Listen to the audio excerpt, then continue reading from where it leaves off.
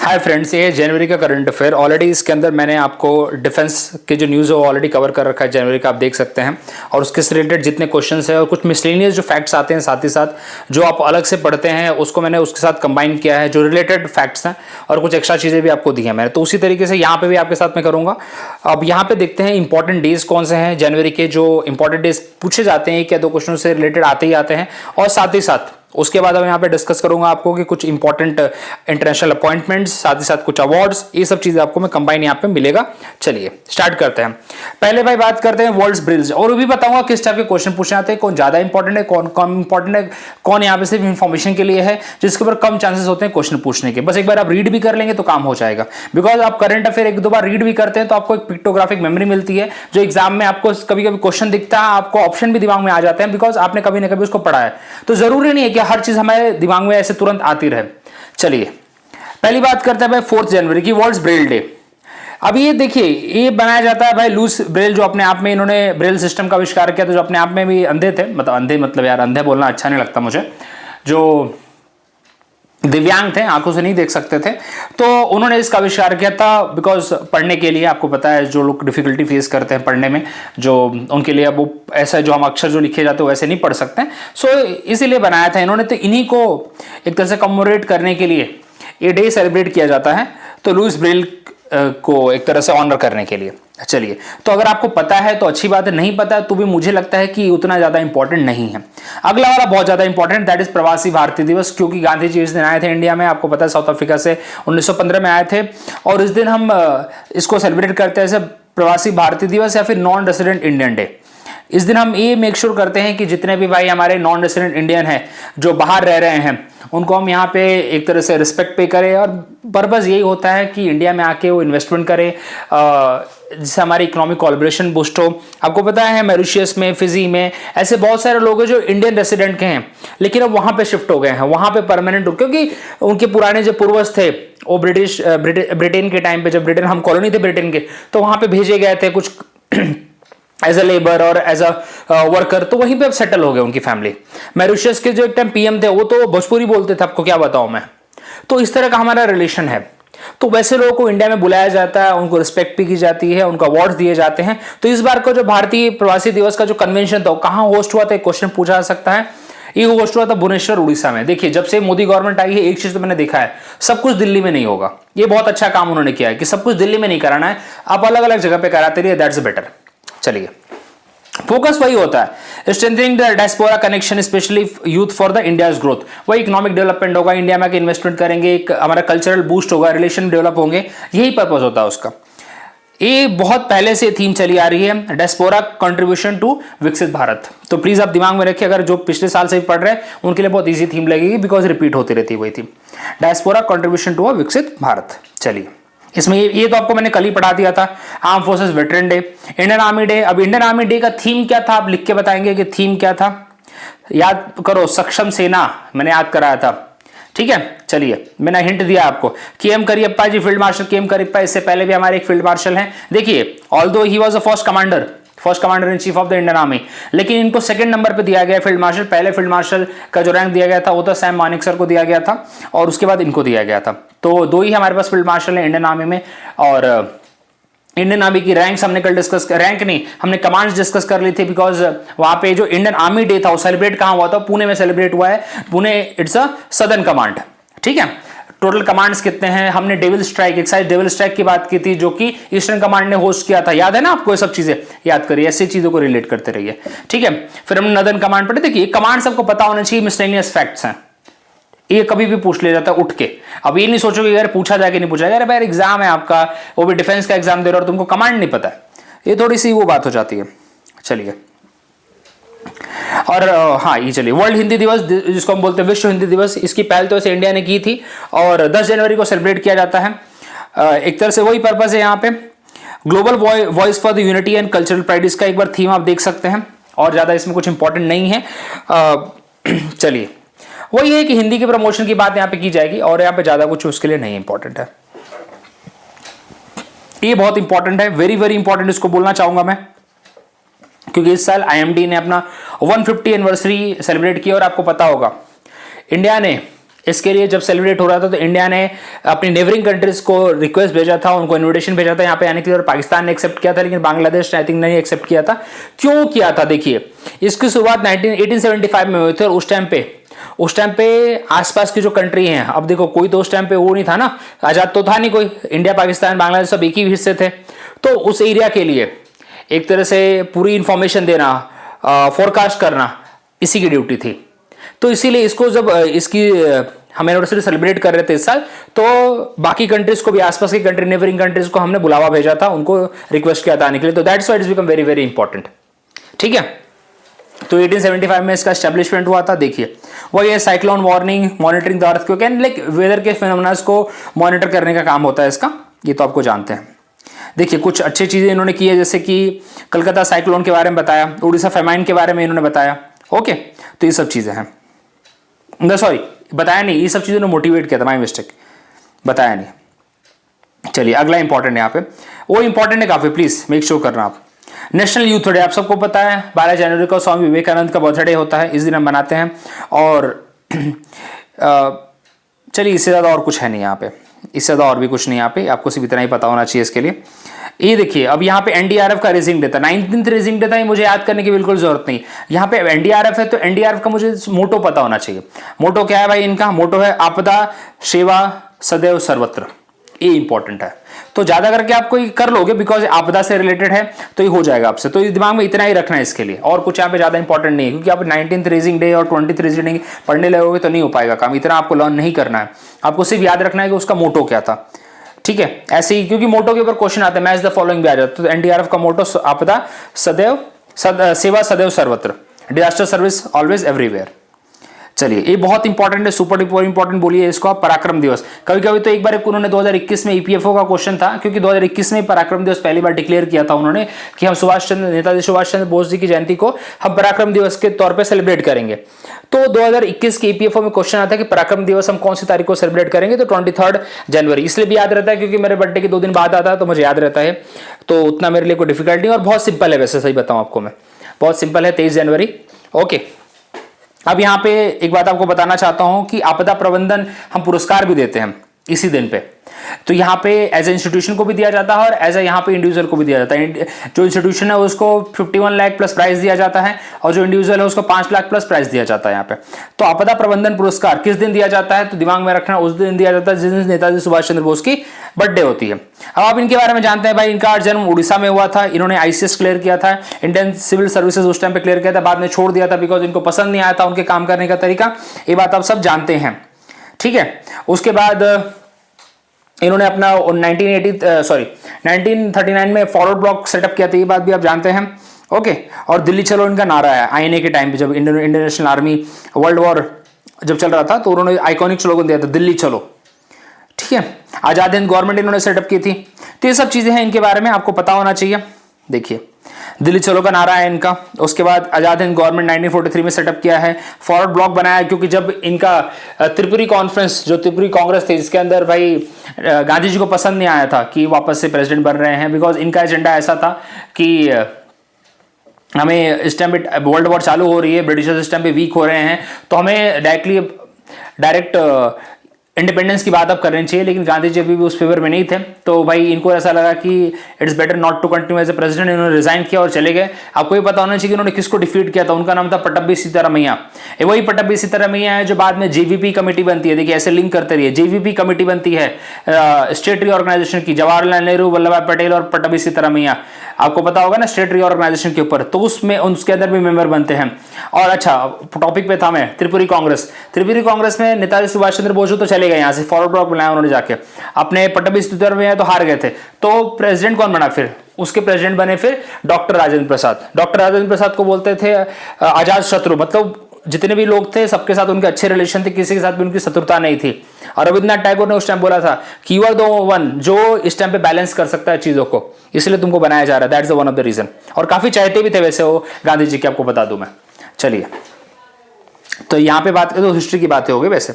अब यहाँ पे आपदा प्रबंधक पुरस्कार दिया जाता है इसी दिन पे, और आपको बताया मैंने कि 51 लाख प्लस सर्टिफिकेट दिया जाता है, दैट इज प्राइज अपने एक इंस्टीट्यूशन को भी मिलता है, इंडिविजुअल को भी मिलता है। ओके, तो लास्ट ईयर जो मिला था 2024 का 60 पैराशूट फील्ड हॉस्पिटल को मिला था उत्तर प्रदेश, और इस साल एक अपना इंस्टीट्यूट है हैदराबाद में उसको मिला है, उसको पढ़ेंगे हम लोग, ठीक है। नेशनल वोटर्स डे, ये काफी इंपॉर्टेंट है अपने आप में। नेशनल वोटर्स डे कब मनाया जाता है? जिस दिन नेशनल टूरिस्ट डे मनाया जाता है, और वो है 25 जनवरी। अब एग्जाम में ये पूछा जाएगा कि भाई इसका थीम क्या था। इसका थीम इंपॉर्टेंट बन जाता है काफी ज्यादा हमारे लिए, इसका थीम सच में इंपॉर्टेंट बन जाता है हमारे लिए, ठीक है। Nothing like voting, I vote for sure. क्या है? Nothing like voting, I vote for sure, ये इसका थीम बनता है। बस यही है, और कुछ यहाँ पे ज्यादा दिमाग में नहीं रखना आपको। अगला है नेशनल टूरिज्म डे, जो कि 25 जनवरी को, अगेन वही है, टूरिज्म फॉर इंक्लूसिव ग्रोथ। एक बार आप लिस्ट बना लेंगे तो काम हो जाएगा, ज्यादा आपको एफर्ट नहीं लेना है इसके लिए। एक बार आप लिस्ट बना लीजिए कि अपने जितने भी डेज अभी हमने पढ़े हैं, जैसे हमने 4 तारीख को पढ़ा ब्रेल्स डे, उसके बाद हमने 9 तारीख को पढ़ा प्रवासी भारतीय दिवस, उसके बाद अपना हमने 10 को पढ़ा हिंदी दिवस, अपना 12 को पढ़ा युवा दिवस यूथ, उसके बाद हमने 25 को पढ़ लिया, 23 को हमने पराक्रम दिवस पढ़ लिया, एनडीआरएफ का रेजिंग डे हमने पढ़ लिया 19 तारीख को, जो कि उनका मोटो था। तो ये सब बस एक बार एक लिस्ट बना लेंगे, 2-3 बार गो थ्रू कर लेंगे, ऐसे कहीं पे दोस्तों के साथ डिस्कस कर लेंगे, इससे ज्यादा आपको नहीं पूछा जाएगा, याद हो जाएगा आपको। चलिए, वर्ल्ड लेप्रोसी डे, ये इंपॉर्टेंट है काफी ज्यादा, ठीक है। चलिए, इसका देखिए वैसे तो यूनाइट एक्ट एंड एलिमिनेट है, लेकिन उतना ज्यादा मुझे लगा नहीं, फिर भी एक बार मैंने डाल दिया, बिकॉज कभी कभी ये लोग बीमारियों की पूछ लेते हैं, बीमारियां इनकी फेवरेट है, डिजीज इनकी फेवरेट होती है, तो ये लोग पूछ लेते हैं उसके ऊपर, ठीक है। तो यूनाइट एक्ट एंड एलिमिनेट, चलिए, पर्पस वही है कि रेडिकेट करें हम लेप्रोसी को। और यहाँ पे 30 जनवरी को भी आपको पता होगा एंटी टेररिज्म डे हम मनाते हैं, आई थिंक हाँ एंटी टेररिज्म डे मनाते हैं साथ से, कि नहीं क्या मनाते हैं हम 30 जनवरी को? बिल्कुल वही मनाते हैं। एंटी टेररिज्म नहीं, एंटी टेररिज्म तो यार उनको मनाते हैं, अपने जो इंदिरा गांधी के बेटे कौन थे, राजीव गांधी, उनके डेथ पे मनाते हैं हम लोग, ठीक है। इन पे हम वो मनाते हैं मार्टियर्स डे मनाते हैं, 30 जनवरी को मार्टियर्स डे मनाते हैं, मार्टियर्स डे मनाते हैं, ठीक है। चलिए, अब यहाँ पे कुछ अपॉइंटमेंट देख लेते हैं भाई। वी नारायणन, इन्होंने किसको रिप्लेस किया है? एस सोमनाथन जी को रिप्लेस किया है एज अ इसरो के चेयरमैन। इंपॉर्टेंट है क्योंकि एस सोमनाथन जी काफी फेमस पर्सनालिटी थे, उनको रिप्लेस किया है भाई वी नारायणन जी ने, इंपॉर्टेंट इसलिए बन जाता है। और हमारे जो असम पुलिस चीफ ज्ञानेंद्र प्रताप सिंह, इनको हमने क्या बनाया? सीआरपीएफ का डीजी बनाया। देखिए, ये मुझे बहुत कम चांसेस लगता है कि सब पूछा जाएगा, बिकॉज क्या होता है ना, डीजी वैसे बहुत सारे बनते हैं तो ये नहीं पूछा जाएगा, लेकिन ये वेरी वेरी इंपॉर्टेंट बन जाता है। ये उतना ज्यादा इंपॉर्टेंट अभी बोलता हूं नहीं है, एक बार अगर आपको सिर्फ इतना पता होगा कि ठीक है सीआरपीएफ का न्यू डीजी बने हैं प्रताप सिंह जी, तो काम चल जाएगा, उससे भी काम चल जाएगा। अब ये बहुत इंपॉर्टेंट है, मेजर ध्यानचंद खेल रत्न अवार्ड जो दिया गया है, इसमें बहुत सारी चीजें मैंने रखी हैं। देखिए, अब दो तो आपको नाम ऐसे ही पते होंगे, मनु भाकर जी, जो कि इनको शूटिंग में मिला है, इनके काफी, इनके जब इनका नाम नॉमिनेट नहीं किया गया तो इनके पिता ने काफी बार ट्वीट किया था, आपको पता होगा। और गुकेश, इनको तो कौन नहीं जानता है, इस टाइम पे फेमस पर्सनालिटी है हमारे, ओके, चेस में। हरमनप्रीत सिंह अपनी हॉकी के हैं सॉरी, और प्रवीण कुमार जी पैरा एथलेटिक्स। तो 4 नाम है जिनको दिया गया है ध्यानचंद खेल अवार्ड। प्लीज इनके नाम दिमाग में रखिए, पूछे जाते हैं। 2 तो नाम आपको ऐसे याद हो जाएंगे, 2 और एक क्वेश्चन कराते कराते आपको याद करा दूंगा मैं, हरमनप्रीत सिंह जी और प्रवीण कुमार। चलिए, एग्जाम में ये भी पूछा था, एग्जाम में डायरेक्टली ऐसे नहीं पूछा था, एग्जाम में क्वेश्चन आता है कि Harmanpreet Singh associated with which game, ऐसे क्वेश्चन पूछे जाते हैं। तो यही जो उनका अवार्ड दिए जाते हैं उसके बेसिस पे पूछा जाता है। तो भाई सबसे हाईएस्ट खेल रत्न अवार्ड मिल रहा था, क्यों नहीं पूछा जाएगा? अब देखिए, one of the most important Kerala blue flag certification. अब ब्लू फ्लैग सर्टिफिकेशन तब मिलता है भाई जब आपकी जो बीचेस है काफी अच्छी हैं, इकोसिस्टम वहां पे अच्छा है, कचरा नहीं फैला रहे हो। अभी अगर जुहू बीच पे चला जाऊं तो इतना कचरा मुझे देखने को मिलेगा, उसको कौन देगा ब्लू फ्लैग सर्टिफिकेशन? ठीक है, गोवा के दुनिया भर के बीचेस है, इतने कचरा है वहां पे। ओके, तो कहने का मतलब है काफी साफ सुथरी रहती है, और इससे काफी कुछ वहां पे टूरिज्म बूस्ट होता है, बिकॉज जब फॉरेनर्स आते हैं तो दे ऑल्सो चेक कि किस लेवल का बीच है, बिकॉज फॉरेनर्स आपको पता है कितना सेफ्टी एंड सिक्योरिटी की बर्बाद करते हैं, सोचते हैं उसके बारे में। तो 2 बीचेस हैं, कपड़ बीच एंड चाल बीच, ठीक है, कोझिकोड में एंड कन्नूर में। तो आपको एग्जाम में पूछा जा सकता है भाई। और एक जो डेनमार्क की इंस्टीट्यूट है वो इसको देती है ब्लू फ्लैग सर्टिफिकेशन, ठीक है, ये बात आप भूलेंगे नहीं, काफी बार पूछा जाता है। वैसे इतना नहीं पूछा जाएगा, बस इतना पूछा जा सकता है कि कौन से 2 बीचेस को दिया है। अब डेनमार्क के इंस्टीट्यूट का नाम तो मुझे नहीं लगता पूछा जाएगा, FEE है, that is foundation for the environmental education. चलिए, foundation for the environmental education जो है अपना FEE, और इसको 1985 में इन्होंने सेटअप किया था। आपको पता है Denmark one of the happiest country में से एक है। चलिए, अभी ये सारे इनके क्राइटेरियाज हैं यहाँ पे, 4 major criteria: environment and education, information, bathing air quality, water quality, environmental management, conservation and safety service. बहुत सारी ये चीज दिखते हैं, इतना सब नहीं पूछा जाएगा, जस्ट फॉर द इन्फॉर्मेशन आप पढ़ सकते हैं। आपको सिर्फ इतना पता होना चाहिए कि कौन से 2 बीच को दिया था, कप्पड़ एंड चाल बीच, जो कि केरला की है। जगह भी आपको पता हो तो याद कर लो, लेकिन केरला की 2 बीच दिमाग में रखो बस, और कुछ मत करो। देखिए, इस बार का जो आपदा प्रबंधन पुरस्कार दिया गया, एक कौन सी 23 तारीख को दिया जाता है? Indian national centre for ocean information services, जो कि हैदराबाद में इसका हेडक्वार्टर है, इसके लिए इनको दिया है। फॉर द डिजास्टर मैनेजमेंट में काफी अच्छा काम किया इन्होंने। अब डिजास्टर मैनेजमेंट का हमारा जो NDRF हमने उसकी वो भी देखा, थीम भी देखा, मोटो देखा हमने, ठीक है। चलिए, वही है, कंडीशंस वही है। यहाँ पे आगे बढ़ते हैं। पद्म विभूषण, अब आपको ये दिमाग में होना चाहिए कि कितने टोटल पद्मा अवार्ड मिले। तो टोटल पद्मा अवार्ड 139 दिए गए हैं, जिसके अंदर 7 पद्म विभूषण है, 19 यहाँ पे पद्म भूषण है, और बाकी जो रिमेनिंग बचते हैं कितने हो गए? 113 ये हो गया हमारे श्री, पद्म श्री मिला है इनको। तो ये लिस्ट भी से पूछा जाए, सबके नाम उतने मेरे को नहीं लगता पूछे जाएंगे। कुछ नाम आपको पता होना चाहिए, जैसे कि यहाँ पे जस्टिस जो श्री जगदीश सिंह खेहर है, इनका नाम आपको पता होना चाहिए। और 2-3 नाम इसको पढ़ लो बस। और लक्ष्मी नारायण सुब्रमण्यम जी हो गए अपने, और अपने एक जो रिसेंटली इनकी डेथ हुई थी शारदा सिन्हा जी, ये पूछा जा सकता है। ओके, और ओसामू सुजुकी इनको, तो जो कि जापानीज है, तो अलग से थोड़ा सा आपको दिमाग में पता होगा। सुजुकी आपको पता है अपनी मारुति जो ओमनी आती है, और मारुति सुजुकी, तो सुजुकी जापानीज कंपनी है, तो बिल्कुल ओसामू सुजुकी वही है, तो जापान के हैं वो, तो ये पता होना चाहिए। शारदा सिन्हा तो बिल्कुल आपको पता होगा, बिकॉज छठ के गाने गाती थी वो, गीत गाती थी वो। ओके, अभी इसी साल उनकी डेथ हुई, और सही में इतना मतलब लाइफ का 360 डिग्री देखिए कि वो छठ के गाने गाते थे, और जब छठ का पर्व चल रहा था तभी उनकी डेथ हुई है। तो ये तो बहुत सौभाग्य था, ठीक है भाई, ये बहुत रेयर कोइंसिडेंस मिलता है ऐसा लोगों को। अब देखिए, 2 बुक्स यहाँ पे इंपॉर्टेंट जो मुझे लगी, वैसे आप देखेंगे तो दुनिया भर की बुक्स आपको हर जगह मिलेगी कि ई बुक पढ़ लो, ई बुक एग्जाम में आ सकती है, लेकिन मुझे 2 बुक सबसे ज़्यादा इंपॉर्टेंट लगी जो आपके लिए दी है मैंने यहाँ पे।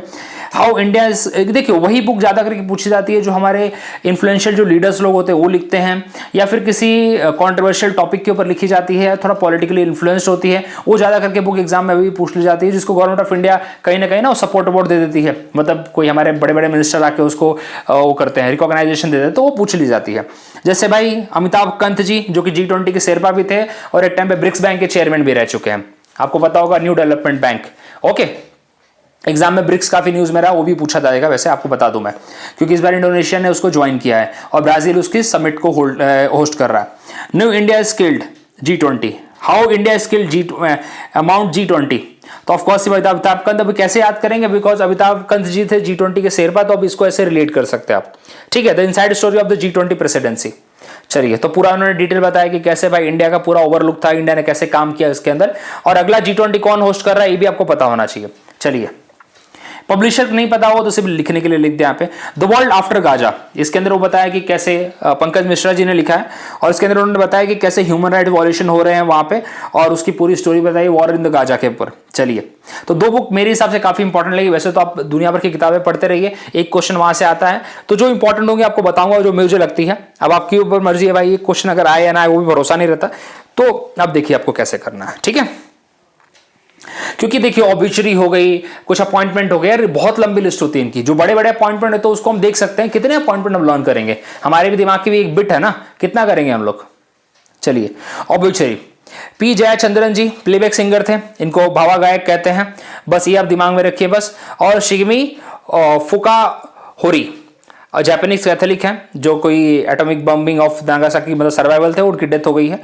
ओके, तो ये है यहाँ पे 2 इंपॉर्टेंट है मुझे जो लगे, अदरवाइज और भी बहुत सारे थे, बट ये ठीक लगे मुझे। चलिए, इंटरनेशनल अपॉइंटमेंट, ये सारे के सारे इंपॉर्टेंट है, ये सारे के सारे इंपॉर्टेंट है। और एक है भाई, इनका नाम लास्ट ईयर भी काफी चल रहा था, बिकॉज इनको बनाया गया था president of the international court of justice, और इनको न्यू अपॉइंटमेंट जो मिला है that is the PM of the Lebanon. ये लेबनान के ही है वैसे, नवाब सलाम। ओके, तो इनका नाम लास्ट ईयर इसलिए था क्योंकि ICJ the international court of justice का हेडक्वार्टर हेग में, हेग द नीदरलैंड वहां पे है, तो इसलिए वो न्यूज़ में थे। निकोलस मदुरो देखिए बहुत न्यूज़ में रहते हैं, इनका नाम कोई पुराना कोई नया नाम नहीं है, अब वापस से थर्ड टर्म के लिए बने वेनेजुएला के प्रेसिडेंट। वेनेजुएला की कैपिटल है कराकस, आपको पता होना चाहिए। और वहां पे माराकाइबो, एक माराकाइबो है, पोर्ट भी है माराकाइबो, वहां पे ऑयल फील्ड भी है, बिकॉज आपको पता है सबसे ज्यादा रिजर्व यहाँ पे ऑयल के, अगर क्रूड ऑयल के हैं तो वेनेजुएला के पास है, लेकिन उतने अभी भी उनके पास रिसोर्सेज नहीं कि उसको एक्सट्रैक्ट कर पाए वो लोग, इसलिए they want the other countries. जैसे ओएनजीसी वहां पे भी हमारे लिए काम करती है, मतलब ओएनजीसी आपको पता है कि कल ही आपको बताया था मैंने, इट्स अ महारत्न कंपनी, ठीक है। चलिए, डोनाल्ड ट्रम्प आपको पता ही है कि हमारे न्यू प्रेसिडेंट बने, हमारे नहीं यूएसए के प्रेसिडेंट बने हैं। अलेक्जेंडर लुकाशेंको, देखिए ये भी न्यू नेम नहीं है, लुकाशेंको बहुत पुराना नेम है, 7th टर्म कम चालू कर रहे हैं। 7th टर्म समझते हैं आप, पूरे 35 साल से 40 साल से वहां पे बने हुए हैं। 7th टर्म छोटा मोटा टर्म नहीं होता, 7th टर्म में तो बच्चा बच्चा जान जाता है। एक टाइम पे था कि पुतिन को मैं जानता नहीं था, मतलब मैं तो अभी पर्सनली नहीं जानता हूं, लेकिन नाम से भी नहीं जानता था। जब एसएसबी की तैयारी की तो तब से पुतिन को देख रहा हूं मैं, 2012-13 से, और आज तक पुतिन वहीं पे है। बताइए, 12 साल से तो मैं देख रहा हूँ। इससे पहले जब मैं अपने सीनियर्स लोगों को पूछता हूँ, जो हैं उनको पूछता हूँ, तो बोलते हो तो बचपन से हमारे, जब हम बचपन में थे तभी भी वहीं पे था वो। चलिए, Michael Martin, PM of the Republic of Ireland. तो देखिए आपके लिए सब थोड़ा सा ये डिफिकल्ट है, मतलब जो नया नाम है, बाकी सारे नाम पुराने हैं, सारे नाम पुराने। डोनाल्ड ट्रम्प आप जानते हैं, ये तो कोई बड़ी बात है नहीं, अगर पूछा गया तो सबसे इजी क्वेश्चन रहेगा। नवाब सलाम भी लास्ट ईयर काफी न्यूज में रहे थे, अगर जो बच्चे प्रिपरेशन कर रहे हैं लास्ट ईयर से तो उनको पता होगा, हेग के प्रेसिडेंट बनाए गए थे, ठीक है। हेग नहीं, sorry, international court of justice, okay. Summit and conference काफी इंपॉर्टेंट है, लिटरली काफी इंपॉर्टेंट है। इसके अंदर कुछ तो बहुत डायरेक्टली पूछा जा सकती है, आपको जो इंपॉर्टेंट होगी वो डायरेक्टली बता दूंगा, इसको तो पढ़ लो। देखिए इसी भी इंफॉर्मेशन के लिए पढ़ लीजिए आप कि Commonwealth parliamentary conference India host कर रहा है, और इसके जो कॉन्फ्रेंस, ऐसे कॉन्फ्रेंसेस होते हैं जो पार्लियामेंट्री कॉन्फ्रेंसेस होते हैं, उसमें ऑटोमेटिकली उसका प्रेसिडेंट हमारा अगर होस्ट कर रहा है तो इंडिया का जो स्पीकर होता है, मतलब लोकसभा का स्पीकर होता है, वो डायरेक्टली उसका प्रेसिडेंट बन जाता है। ये आपको बताया था मैंने, अगर स्पीकर का टॉपिक आपने मुझसे पढ़ा है, अगर वीडियो देखे होंगे तो आपको पता होगा। जितने भी ऐसे कॉन्फ्रेंसेस होते हैं पार्लियामेंट्री कॉन्फ्रेंस, तो ऑटोमेटिकली हमारा स्पीकर उसका प्रेसिडेंट बन जाता है, ठीक है। Made by the Lok Sabha speaker Om Birla ji, okay. चलिए, ये वेरी वेरी इंपॉर्टेंट है, इसको जितने स्टार मार्क करिए करिए, क्योंकि इंडोनेशिया ने उसको ज्वाइन किया है, और जो ब्रिक्स की समिट है वो किसके पास है, ब्राजील के पास है, ठीक है। और आपको पता होगा इंडोनेशिया क्यों इंपॉर्टेंट बन जाता है, क्योंकि इंडोनेशिया यहाँ पे लार्जेस्ट मुस्लिम कंट्री है। हमारे यहाँ पड़ोसी है जो अपने आप को बड़ी बड़ी हाँकता है, तो हमने भाई वो एक तरह से एक अच्छा मुस्लिम वर्ल्ड के साथ अपना कोलैबोरेशन करने के लिए एक वो पहल की है, और है हमारी वैसे काफी अच्छे रिलेशन है। वो तो हमारा पड़ोसी है जो नमक हराम है, सही बोलूं तो मैं, ओके। और एक और दूसरा पड़ोसी एक और बन चुका है अभी, बांग्लादेश, उसमें largest and the populace country south east Asia की जो मुस्लिम कंट्री है, ठीक है। अब यहाँ पे 2-3 चीज आपको पता होना चाहिए, और कौन कौन सी कंट्री जो ब्रिक्स में आ चुकी हैं, जैसे इजिप्ट है, इथोपिया है, सऊदी अरेबिया ने अभी तक कंफर्म नहीं किया है, एंड द यूएई है, ओके। इसकी शुरुआत देखिए 2007 से हुई थी, 2010 में के अंदर इसके अंदर अपना ये ज्वाइन हुआ था, ये अपना साउथ अफ्रीका ज्वाइन हुआ था, और पहले समिट इसकी रशिया में हुई थी, ओके। एक ही 3 वर्ग में हुई थी, और बाकी तो यहाँ पे ज्यादा इंपॉर्टेंट नहीं। 5 न्यू मेंबर हैं, आपको ये बस ईरान देखिए, ईरान काफी न्यूज में रहा था कि ईरान ने ज्वाइन किया, और अब इंडोनेशिया काफी न्यूज में है। इजिप्ट ने बहुत पहले ज्वाइन कर रखा था, यूएई ने भी ज्वाइन कर रखा है, इथोपिया ने भी। सऊदी अरेबिया का अभी तक कंफर्म नहीं हुआ है, आपको बता दूं मैं।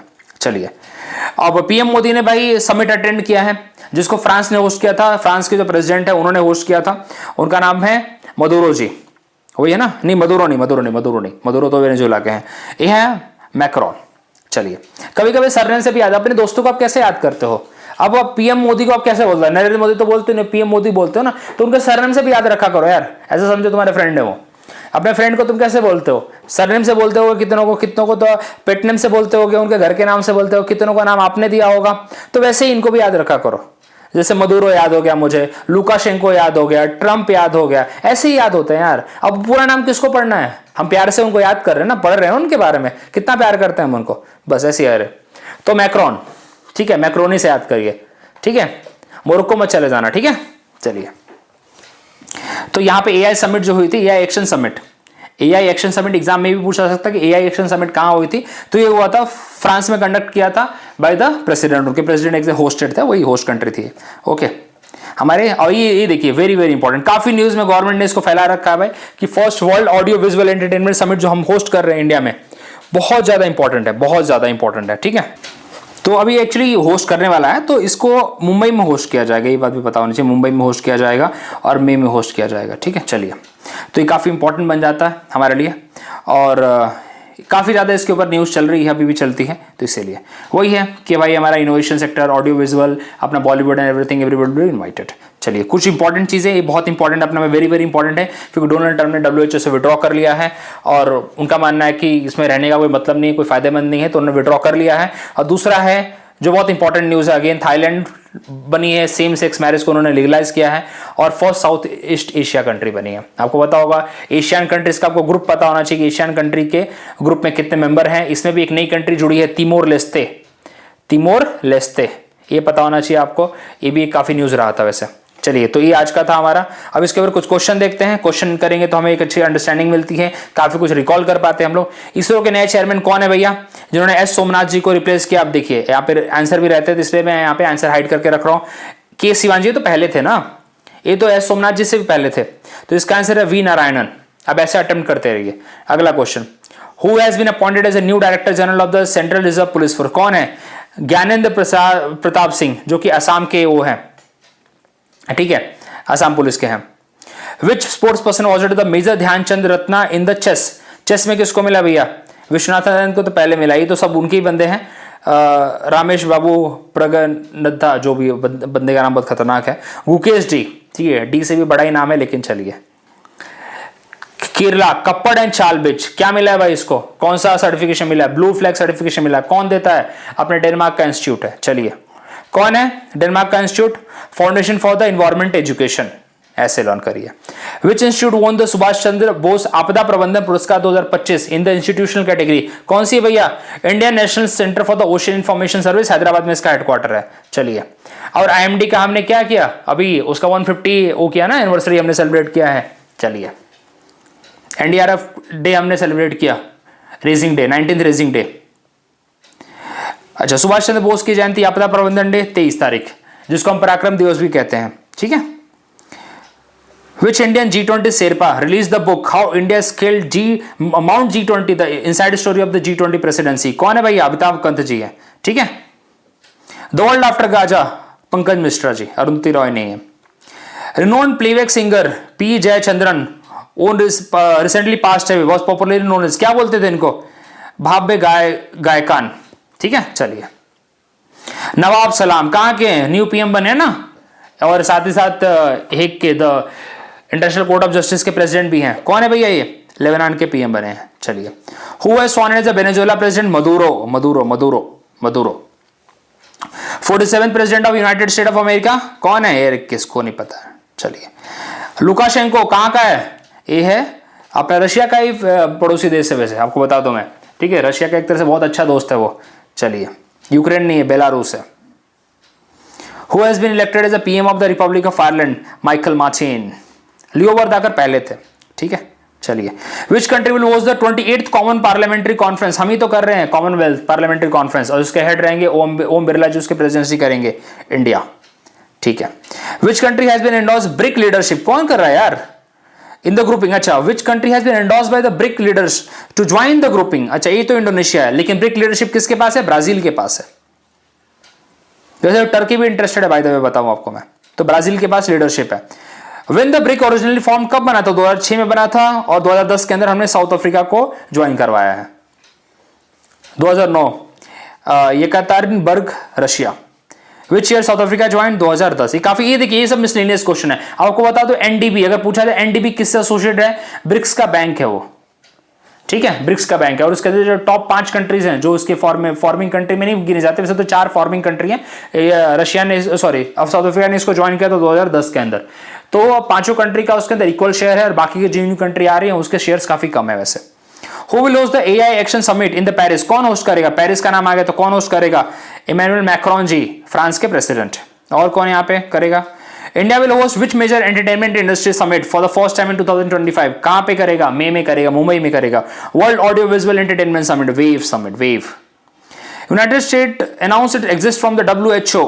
चलिए, the which country, south Asian country, become the first to legalize same sex marriage? Thailand, वही जहां पे लोग जाते हैं घूमने फिरने। तो ये था, तो ऐसी आपको वीडियोस अब आती भी रहेंगी, इसके लिए भी बाकी चीजों पे भी काम कर रहा हूं मैं। सो मिलते हैं अगले वीडियो में, करंट अफेयर की होगी कि बाकी होगी, देखते हैं। सो इससे बनी रही मेरे साथ, वीडियो अच्छी लग रही है तो दोस्तों को शेयर करिए। पीडीएफ चाहिए इसके लिए तो आप टेलीग्राम ज्वाइन करिए, और पीडीएफ से अच्छा है यार आप इसके खुद नोट्स बनाइए, ये मेरी आपसे सजेशन रहेगी। Thank you very much.